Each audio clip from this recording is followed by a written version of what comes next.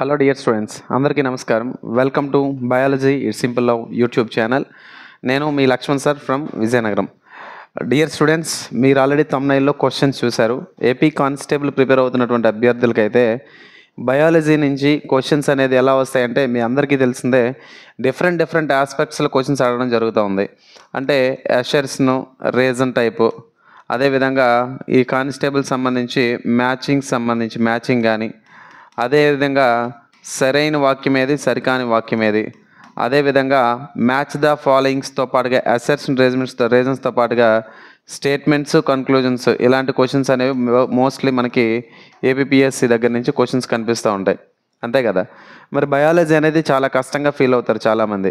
కష్టంగా ఫీల్ అవడానికి కారణాలు కొన్ని ఉంటాయి. ఒకటి, మ్యాథ్స్ స్టూడెంట్ అయి ఉండాలి, లేదా సబ్జెక్ట్ అంటే ఇంట్రెస్ట్ లేకపోయి ఉండాలి. మూడో అంశం ఏంటంటే ఇప్పటిదాకా ఒకసారైనా చదవకుండా ఉండడం వలన బహుశా ఇలాంటి పరిస్థితులు అనేవి ఏర్పడుతూ ఉంటాయి. మరి క్వశ్చన్స్ అనేది చూసుకుంటే ఈ మెయిన్స్కి సంబంధించి ఒక క్వశ్చన్ నేను ఫ్రేమ్ చేయడం జరిగింది. మరి ఈ క్వశ్చన్ని మీరు జాగ్రత్తగా గమనిస్తే దీని యొక్క ఆన్సర్ అనేది బేసికల్గా మీరందరూ అనుకునేది ఒక ఆన్సర్ అండ్ మనకు రాబోయేది మరొక ఆన్సర్గా నేను చెప్తా ఉన్నాను. ఫస్ట్ ఆఫ్ ఆల్ క్వశ్చన్ని అర్థం చేసుకునే ప్రయత్నం చేద్దామండి. సో తర్వాత దీని కాన్సెప్ట్ అంతా డిస్కస్ చేద్దాం. ఓకేనా. చూడండి, పురుషులలో ఉచ్ఛ్వాసం జరిగినప్పుడు ఉదర వితానం ప్రధాన పాత్ర పోషిస్తుంది అంటాడు. ఓకేనా. అయితే వాస్తవానికి ఏ పాఠం నుంచి వచ్చినటువంటి ప్రశ్నగా మనం భావిస్తామండి? శ్వాసక్రియ వ్యవస్థకు సంబంధించి. ఓకేనా. మరి సెకండ్ ఏంటి? స్త్రీలలో ఉచ్ఛ్వాస సమయంలో ప్రక్కటి ఎముకలు ప్రధాన పాత్ర పోషిస్తాయంట. అసలు వాస్తవానికి ఇక్కడ ఉదర వితానం అంటే ఏంటి, ప్రక్కటి ఎముకలు అంటే ఏంటి, ఈ రెండు తెలుసుకుని అప్పుడు మనం ఏంటి, ఉచ్ఛ్వాసం అంటే ఏంటి, నిశ్వాసం అంటే ఏంటి అనేది మనం తెలుసుకునే ప్రయత్నం చేద్దాం. ఓకేనా.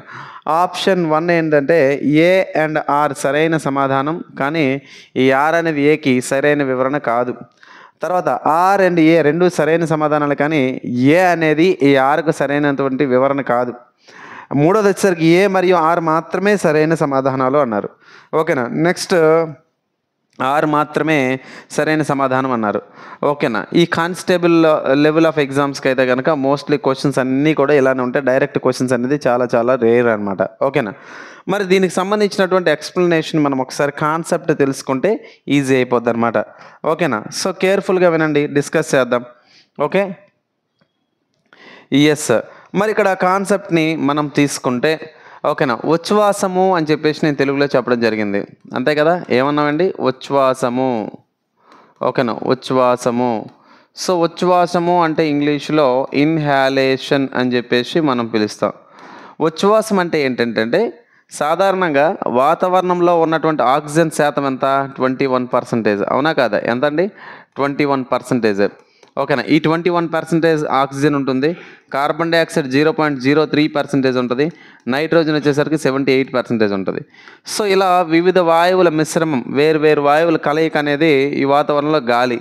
ఈ గాలిలో ఉన్నటువంటి వాయువులు అనేటివి ఏవైతే ఉన్నాయో మన శరీరం లోపలికి పీల్చుకుంటాం. ఒకటి ఏం చేస్తామంటే బ్రీతింగ్ అనేది చేస్తూ ఉంటాం. ఏం చేస్తాం? బ్రీతింగ్ లేదా శ్వాస అనేది తీసుకుంటాం. ఈ బ్రీతింగ్ అంటే శ్వాస అనేది ఎన్ని రకాలు? లోపలికి తీసుకునే గాలిని మనం ఏమని పిలుస్తామంటే ఉచ్ఛ్వాసం అని చెప్పి మనం పిలుస్తాం.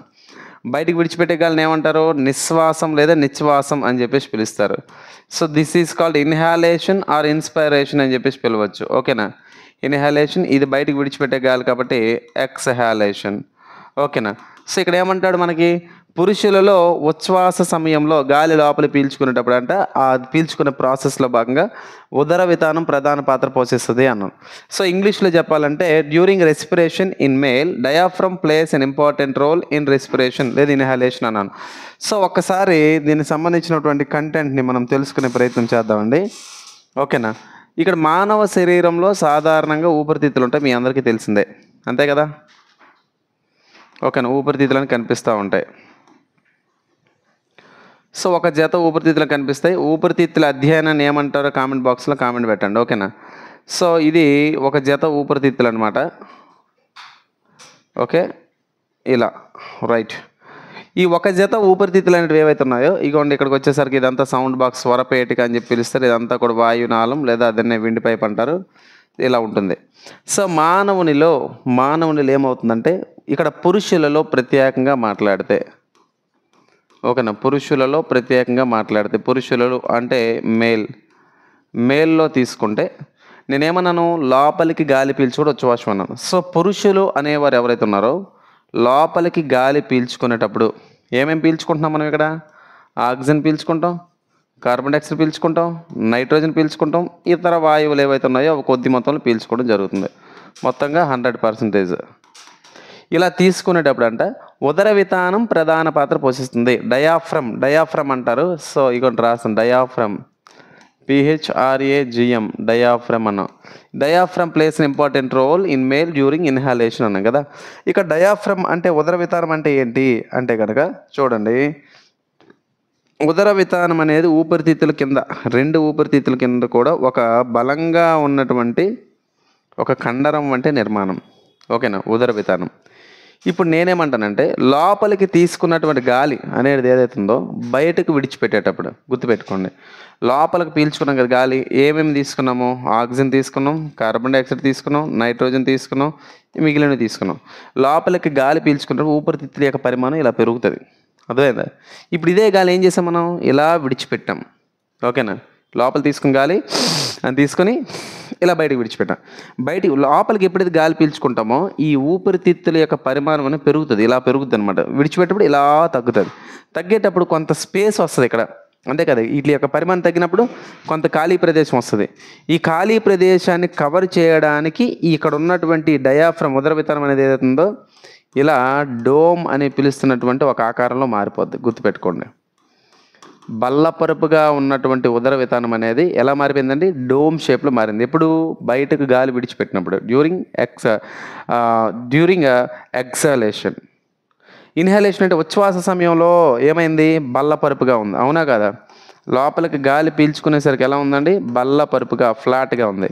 ఇదే గాలి బయటకు విడిచిపెట్టినప్పుడు డోమ్ ఆకారంలో వచ్చేసింది అనమాట. దేనికంట? స్పేస్ని మేనేజ్ చేస్తుంది.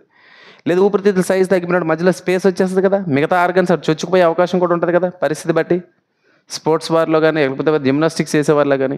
అందుకే ఆ ప్లేస్ని ఆక్యుపై చేసి ఈ స్పేస్ని తగ్గిస్తూ ఉంటుంది అనమాట.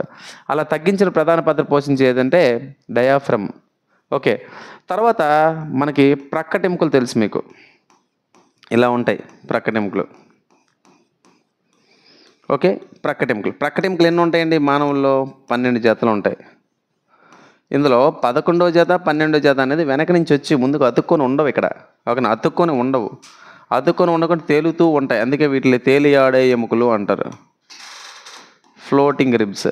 తేలియాడే ఎముకల సంఖ్య ఎంత అని అడిగితే యాక్చువల్గా ప్రక్కటెముకలు ఎన్ని జతలు? 12 జతలు. ఇక్కడ 11వది 12వది మాత్రమే తేలుతాయి. సో ఎన్ని జతలు తేలుతాయి అంటే మీరు ఆన్సర్ ఏం చెప్పాలి? 2 చెప్పాలి. ఎన్ని తేలుతాయి అంటే 2 జతలు కాబట్టి 4 అవుద్ది అనమాట.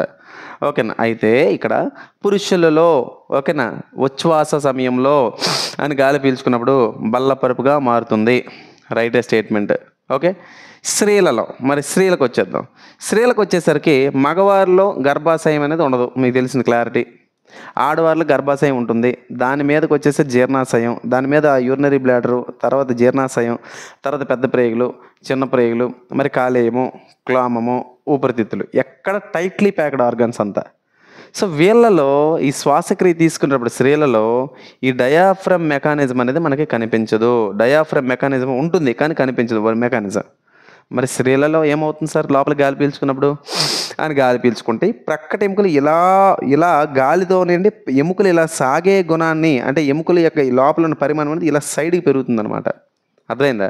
అంటే స్త్రీలలో శ్వాసక్రియ జరిగినప్పుడు ప్రధాన పాత్ర పోషించేవి ప్రక్కటెముకలు. అంటే గాలి ఎక్కువ తీసుకున్నప్పుడు ఇలా పక్కకు వస్తాయి అన్నమాట. అదే అందుకే అబ్బాయిల్లో మెడికల్ ఈవెంట్స్ కొలిచారు, చెస్ట్ కొలుస్తారు. ఓకేనా. ఆడవారిలో ఈ లోపల గాలి ఈ సైడ్స్ ఏవైతే ఉన్నాయి ఇంటర్కాస్టల్ మజిల్స్ అంటే ఏవైతే ఉన్న పరుషుకులు ఇలా వెడల్పోతాయి కాబట్టి ఇక్కడ మెజర్మెంట్స్ సంబంధం లేదు. అర్థమైంది అనుకుంటా. సో స్త్రీలలో లోపలికి గాలి పీల్చుకున్న పరుషుకులు ప్రధాన పాత్ర పోషిస్తాయి. పురుషులు లోపలికి గాలి పీల్చుకునేటప్పుడు ఇక్కడ ఉన్న డయాఫ్రమ్ ఉదర విధానం అనేది మేజర్ రోల్ ప్లే చేస్తూ ఉంటుంది. 2 రైట్. ఇప్పుడు ఒకసారి క్వశ్చన్ చూద్దాం. ఓకే, ఈ క్వశ్చన్ మీరు గమనించండి. క్వశ్చన్ గమనిస్తే ఆప్షన్స్ మీరే ఆన్సర్ పెట్టేస్తారు. ఇప్పుడు ఇక్కడ ఏ అండ్ ఆర్ సరైన సమాధానం, కానీ ఆర్ ఏకు సరైన వివరణ కాదు. ఇక్కడ వివరణ అంటే ఏంటంటే ఏ దేని గురించి చెప్తుందో దానికి కంటిన్యూషన్ ఆర్లో కనిపించాలి. గుర్తుపెట్టుకోండి. మనకు కంటిన్యూషన్ కనిపించలేదు. ఏ అనేది ఒక అంశం గురించి మాట్లాడుతుంది, అంటే మీన్ ఏదో ఉదరవేతన డయాఫ్రామ్ గురించి. ఆర్ అనేది దేని గురించి మాట్లాడుతుంది, శ్రేణిలో ఉన్నటువంటి ఎముకల గురించి మాట్లాడుతుంది, ప్రక్కటి ఎముకల గురించి. ఇది వీడికి సంబంధం లేదు, వీడికి సంబంధం లేదు. అర్థమైందా? ఏ వాడికి ఆర్ వాడికి సంబంధం లేదు, ఆర్ వాడికి ఏ వాడికి సంబంధం లేదు. ఎందుకంటే ఇక్కడికి వచ్చేసరికి మనకు డయాఫ్రామ్, ఇక్కడికి వస్తే ప్రక్కటి ఎముకలు. వీళ్ళిద్దరూ వేరు వేరు సెగ్మెంట్లు, కానీ చేసే పని ఒకటే, కానీ కంటిన్యూషన్ కాదు. అర్థమైందా? అందుకే ఏ ఆర్ రెండు కరెక్ట్ అవుతాయి, కానీ ఏ ఆర్కి కానీ ఆర్ ఏకి కానీ సరైన వివరణ అయితే కాదు. అర్థమైందా? సో చాలామంది ఈ క్వశ్చన్ పోస్ట్ చేస్తే ఇగోండి ఆప్షన్ ఏ పెట్టారు ఆన్సర్. సో ఆప్షన్ ఏ పెట్టారు, ఆప్షన్ ఏ కాదు, ఏ అండ్ ఆర్ మాత్రమే సరైన సమాధానాలు. So option C is the right answer. Option C is the right answer. అంటే ఇప్పుడు ఈ కాన్సెప్ట్ మీకు అర్థమైంది. కాన్సెప్ట్ అర్థం చేసుకున్న తర్వాత ఇప్పుడు ఏపీ కానిస్టేబుల్ మెయిన్స్ కోసం ప్రిపేర్ అవుతున్న అభ్యర్థులకి మీకు ఇది విన్న తర్వాత క్లారిటీ అర్థమైపోతుంది, అంటే క్లారిఫికేషన్ అనేది వచ్చేస్తుంది. దాని వెనకాల ఉన్న కాన్సెప్ట్ ఏంటో మీరు చదువుకున్నా కానీ ఇలాగ క్లారిటీగా టెక్స్ట్ బుక్ బేస్డ్ లెర్నింగ్ అనేది చాలా ఇంపార్టెంట్. లేదు అలా కాదు నా క్లాసెస్ కావాలి అంటే కనుక నా క్లాసెస్ అనేవి 199 రూపీస్ ఉన్నాయి, కామెంట్ బాక్స్లో లింక్ ఇస్తాను తీసుకోండి. లేదు నా మెటీరియల్ కావాలంటే 100 రూపీస్తో నా మెటీరియల్ ఉందన్నమాట. ఇది యాప్లోనే జిరాక్స్ తీసుకోవడం అవ్వదు, ఓకేనా? సో నా యాప్ కావాలి అంటే బయాలజీ ఇట్స్ సింపుల్ నౌ అని చెప్పి యాప్ని మీరు డౌన్లోడ్ చేసుకోండి ప్లే స్టోర్ నుంచి. సో ఇందులో మీకు వీడియో క్లాసెస్ అదేవిధంగా పీడిఎఫ్స్ దొరుకుతాయి. అండ్ కానిస్టేబులే కాదు, ఇన్ ఫ్యూచర్లో రాబోతున్న ఎలాంటి నోటిఫికేషన్కైనా మనకి బయాలజీ అవుట్ స్టాండింగ్లో ఉపయోగపడే విధంగా 6 మంత్స్కి, ఓకేనా, 6 మంత్స్ ప్యాకేజ్ కూడా మన దగ్గర పెట్టినాము. సో 6 మంత్స్ కోర్స్ ఇందులో మనకి ఏమేమి ఉంటాయి సార్ అంటే పీడిఎఫ్ ఉంటుంది, అదేవిధంగా వీడియో క్లాసులు ఉంటాయి. సో మీరు అది అవైల్ చేసుకోవచ్చు. Telugu medium and English medium PDFs కూడా మీకు అవైలబుల్లో ఉంటాయి, ఓకేనా? తెలుగు మీడియంలో ఉంటాయి, అదేవిధంగా ఇంగ్లీష్ మీడియంలో కూడా ఉంటాయి అన్నమాట, ఓకేనా? సో బయాలజీ ఇట్స్ సింపుల్లో అనే యాప్ని మీరు డౌన్లోడ్ చేసుకోండి, ఖచ్చితంగా ఉపయోగపడతా ఉంటాయి, ఓకేనా? Right, thanks for watching this video. Thank you very much. ఇంకా బయాలజీ క్లాసెస్ కావాలంటే కామెంట్ బాక్స్లో కామెంట్ పెట్టండి, ఓకేనా?